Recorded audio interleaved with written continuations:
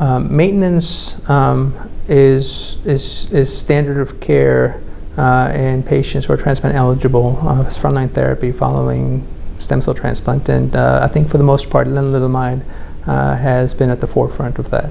There's definitely data from the HOVON study that bortezomib can be used in patients, and also offers an advantage to no use of bortezomib. But again, with those caveats that in that study, the arm that received bortezomib maintenance also received bortezomib at induction, whereas the other arm never received a proteasome inhibitor. So the question is whether it's the maintenance or just the usage of the proteasome inhibitor at some point in your therapy.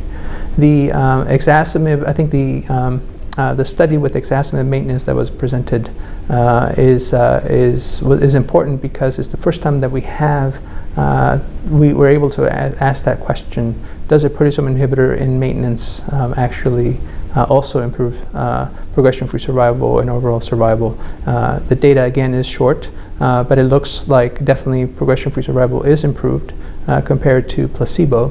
The question is it better than lenalidomide, which is the current standard?